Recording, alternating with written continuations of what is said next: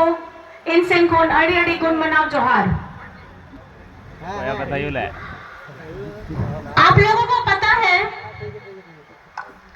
अभी सबने बातें रखी, सभी माननीय ने यहाँ पे बातें रखी कि ये चुनाव जो चल रहा है सिर्फ झारखंड में नहीं पूरे भारत में चल रहा है। और ये चुनाव होता क्यों है? ये चुनाव इसलिए होता है ताकि हम अपना सांसद चुन सके। और सांसद चुनने के लिए हमको 5 साल का इंतजार करना पड़ता है। और ये 5 साल का इंतजार के बाद अब हमारे 2024 में ये वक्त आ गया है कि आप अपना सांसद को चुनिए। अगर पुराने वाले ने अच्छा काम नहीं किया है तो उसको बदल डालिए, और अगर कोई अच्छा काम कर रहा है उसको दोबारा चुनिए। मैं ये कहना चाहती हूँ, पूरे भारत में चुनाव के इतने चरण पूरे हो गए हैं। आज अभी 4 लोकसभा में भी मतदान हो रहे हैं। आज मैंने भी अपना मतदान दिया है और मैं ये आप सभी से अपील करना चाहूंगी कि आप भी अपना ये फर्ज आने वाले समय में, यहाँ जब 1 तारीख होने वाली है मतदान, आपका वोट का इस्तेमाल करना है, तो आप इसको छुट्टी के तौर पे नहीं इस्तेमाल करिएगा, इसको जिम्मेदारी के तौर पे इस्तेमाल करिएगा। और अभी का ये जो चुनाव चल रहा है, हमारी केंद्र में जो बैठी बीजेपी की तानाशाह सरकार बैठी है, ये उसके बनाम हमारी त्रस्त जनता का चुनाव चल रहा है। ये जो चुनाव पूरे भारत में हुआ है, अभी जितने मतदान लोगों ने किए हैं, हमारी त्रस्त जनता ने किया है। ये इसलिए किया है क्योंकि उन्होंने 2014 में इतने बड़े बड़े वादे किए, हमारे युवाओं को बताया कि हम आपको 2 करोड़ की नौकरियां देंगे, और 2 करोड़ की नौकरियां साथ साथ में देने के साथ हम किसानों की अपनी आय दुगनी कराएंगे। बाहर से काला धन लेकर के आएंगे, आपके अकाउंट में 15-15 लाख डालेंगे। तो मुझे लगता है कि उनके कोई वादे आज 10 साल पूरे हो रहे हैं, लेकिन एक भी वादा पूरा नहीं हुआ। आज की भारत की स्थिति आप देख लीजिए, एक तरफ में मणिपुर राज्य चल रहा था, इतने महीनों से चल रहा था, वहां के आदिवासियों के साथ क्या व्यवहार हो रहा था, वहां पे बीजेपी की भी सरकार थी, लेकिन हिम्मत है किसी में कि वहां के मुख्यमंत्री से बोले कि आप इस्तीफा दे दीजिए। किसी ने कुछ नहीं कहा। महिलाओं के साथ कितना दुर्व्यवहार हुआ वो सभी को आपको पता है, लेकिन वहां पे बीजेपी का कोई नेता जाने का आज भी हिम्मत नहीं कर सकता है, क्योंकि मणिपुर की जनता के साथ जो दुर्व्यवहार हुआ है, जिसकी जिम्मेदारी केंद्र सरकार को लेनी चाहिए थी, उन्होंने नहीं ली। केंद्र सरकार यहाँ पे सिर्फ उन राज्यों में काम करना चाहते हैं जहाँ पे उनकी अपनी सरकार है, अपनी एनडीए की सरकार है, अपनी भाजपा के लोगों की सरकार है।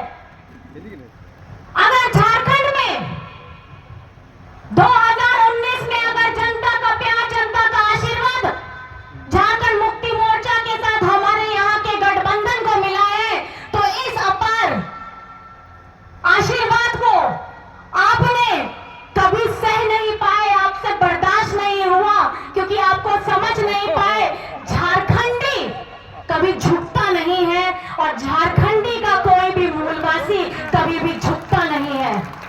यहाँ का व्यक्ति गरीब हो सकता है, हमारे जेब में रुपया कम हो सकता है, गरीब गुरबा हो सकता है, पीड़ित हो सकता है, हमारा दलित भाई हो सकता है, पिछड़ा हो सकता है, अल्पसंख्यक हो सकता है। हम लोग लड़ जाएंगे अपने हक अधिकार के लिए, लेकिन अपना सर कभी नहीं झुकाएंगे। न शिबू सोरेन जी ने कभी अपना सर झुकाया था पहले, न हम आज झुकाएंगे।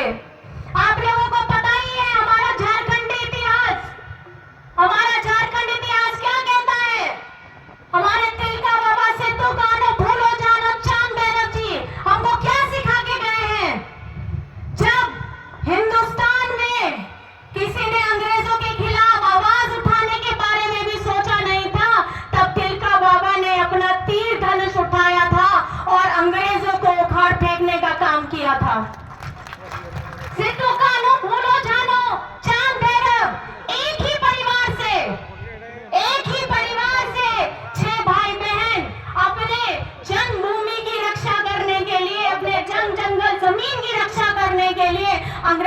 भिड़ गए। उसी मिट्टी का बेटा है दिशम गुरु शिबू सोरेन जी, जिन्होंने अपनी अस्मिता बनाने के लिए, झारखंड का नाम बनाने के लिए यहाँ पर में लड़ाई लड़ी। उनके साथ इतने सारे आंदोलनकारी भी हैं और आज भी हमारे साथ में आंदोलनकारी चल भी रहे हैं। आज हम अपने आप को झारखंडी कहते हैं। भारत के मानचित्र में झारखंड का नाम आता है। बड़े गर्व से कहते हैं। किसने दिया ये झारखंड का नाम? आप ही जरा बताइए। आप ही का यहाँ झारखंड का बेटा दिशम गुरु शिबू सोरेन जी के नेतृत्व में हम लोगों के साथ इतने लोगों ने उस समय में भी पसीना बहाया, जान गंवाई, और आज बताइए, आज हम अपने आप को झारखंडी कहते हैं। उसी का बेटा हेमंत सोरेन, आप लोगों के आशीर्वाद से 2019 में आप हमारे अपने राज्य का मुखिया बनता है, मुख्यमंत्री बनता है, और ये आशीर्वाद आप लोगों ने दिया।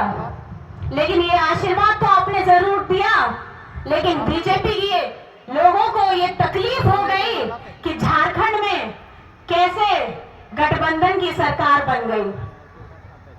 इनको तकलीफ होती है गरीबों से, इनको तकलीफ होती है किसानों से, इनको चिढ़ मचती है मजदूरों से, इनको तकलीफ होती है पिछड़ों से, अल्पसंख्यकों से। लेकिन मैं बताना चाहूंगी, ये हिंद देश के निवासी सभी जन एक हैं, रंग रूप वेश भाषा चाहे अनेक हैं, और यही हमारे यहाँ पे भारत की खूबसूरती है। और हम ऐसे ही जीते हैं और हम झारखंडी ऐसे ही आगे बढ़ते रहेंगे। 2019 में आपने अपने बेटा को यहाँ का मुख्यमंत्री बनने का मौका दिया, और उसके बाद देखिए कोरोना भी आया। झारखंड के साथ हिंदुस्तान में, पूरे विश्व में सब जगह लॉकडाउन हुआ। और बताइए, आप ही का अपना दादा हेमंत दादा अपनी जान की परवाह करे बगैर अपने जितने भी लोग रोड में घूम रहे थे दूसरे राज्य में, जो यहाँ पे आ नहीं पा रहे थे, सब जगह लॉकडाउन हो गया था, उन लोगों को बाहर से लाने का काम किया, अपने मजदूर भाइयों को लाने का काम किया। गरीबों के लिए यहाँ पे दीदी किचन रसोई शुरू किया उन्होंने। हमारे जितने भी स्वास्थ्य कर्मी हैं, सुरक्षा कर्मी हैं, उन्होंने भी अपनी जान की परवाह न करते हुए हमारे झारखंडियों के हर एक जनमानस को सुविधा पहुंचाने का काम किया। जिसको खाना चाहिए था उसको खाना दिया, जिसको दवाइयां चाहिए थी उनको दवाई दी। इतना त्रस्त मच गया था पूरे जगह में, उसको काम करने का, सुधारने का उन्होंने काम किया। और झारखंड में उस समय में, कोरोना के समय में, भूख से किसी की मौत नहीं हुई थी। उसके बाद कोरोना का कार्यकाल पूरा होता है, जाता है, साथ साथ में आप लोगों ने तो पता ही होगा, आप लोगों ने वैक्सीन भी लिया होगा, लगाया है ना टीका? सबने लगाया है ना? तो आपने खबर भी पढ़ी होगी कि कोविशील्ड जिसने लगाया है वो सारा फर्जी हो गया है। इन लोगों को ऐसी चिंता, हमारे केंद्र सरकार में बैठे लोगों को, हिंदुस्तान के, हमारे भारत देश के लोगों की चिंता नहीं है। अब जान के साथ खिलवाड़ हुआ है। अब ये तो भयावह स्थिति हो गया है। लगाया तो मैंने भी है। अब कब तबीयत बिगड़ेगी, कब किसके साथ शारीरिक दिक्कत आएगी, कौन कहां पे किसके साथ क्या तकलीफ हो जाएगी, ये पता नहीं। तो आप ये सोचिए कि कोरोना के समय हम लोगों को जब दवाई की जरूरत थी, तब इन लोगों ने दवाई तो अफरा तफरी में दे दी। आज ये पता चल रहा है कि वो दवाई भी फर्जी थी। अब आपके शरीर में क्या होगा नहीं होगा, इन लोगों को कोई चिंता नहीं है। मैं आपको बताना चाहूंगी कि झारखंड में बीजेपी ने, स्कूल से मैं शुरुआत करना चाहूंगी, हमारे सरकारी स्कूल 7,500 हमारे सरकारी स्कूल को बीजेपी वालों ने बंद करने का काम किया। और यही हेमंत सोरेन है आपका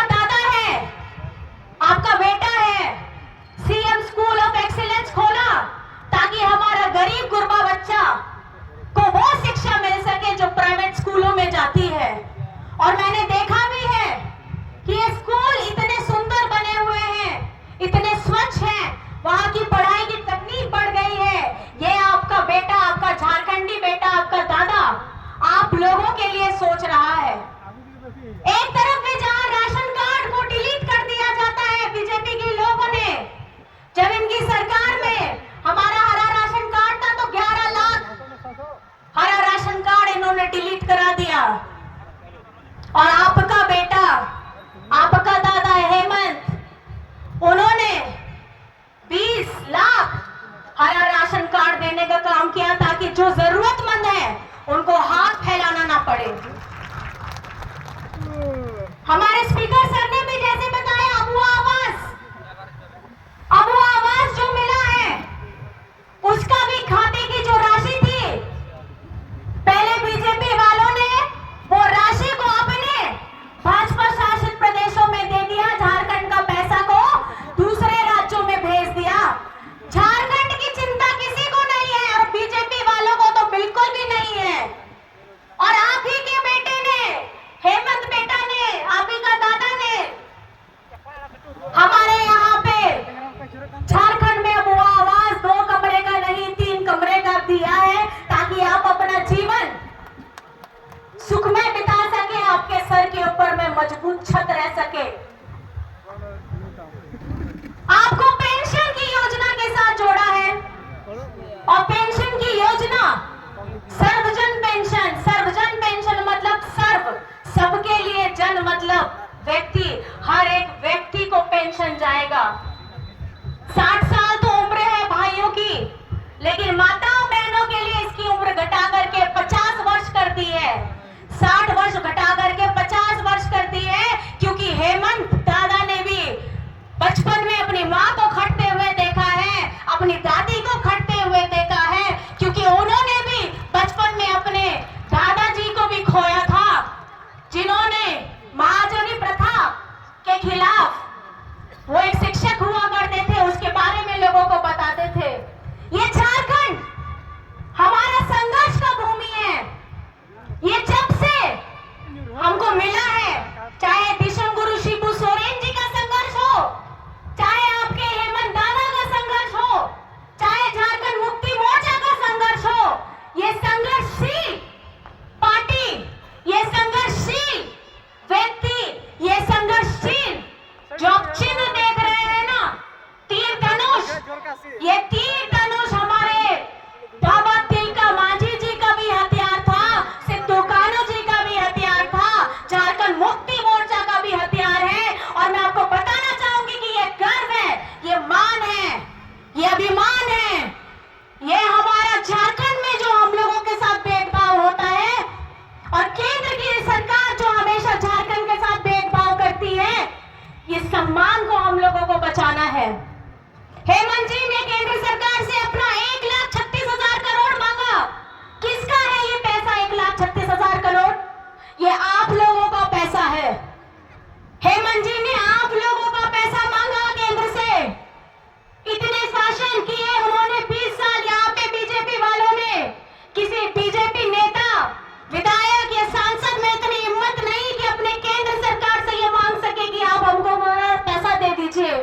आज झारखंड में अगर हेमंत सोरेन जी ने अपना हक का पैसा मांगा और उनको नहीं दिया गया, आज यहाँ पे हम लोग को गरीब राज्य बोला जाता है झारखंड को, लेकिन यही की खनिज संपदा लेकर के बाहर के बड़े बड़े उद्योगपति अमीर होते जा रहे हैं और झारखंड को ये लोग गरीब करते जा रहे हैं। और जब हम अपनी हक की लड़ाई का, अपना हक का पैसा मांगते हैं, तो इन लोगों को बहुत तकलीफ होती है कि कैसे यहाँ का एक आदिवासी मुख्यमंत्री हम लोगों से अपने हक का पैसा मांग रहा है। अब वक्त आ गया है, अब वक्त आ गया है, आप लोगों को चुनना है कि यहाँ पर में कौन सा सांसद होगा, यहाँ पर में कौन सा विधायक होगा। हम लोग आपको बताना चाहते हैं, यहाँ पे सारे हमारे विधायकगण भी हैं,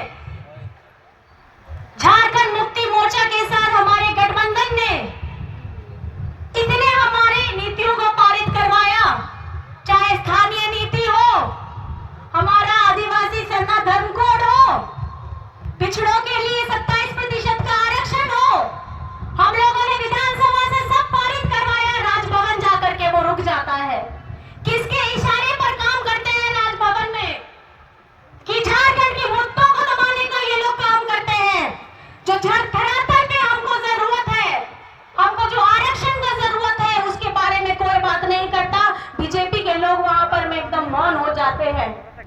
आज आप लोगों के सामने में ये लोग किस मुंह से आते हैं, किस मुंह से आकर के वोट मांगने का काम करते हैं।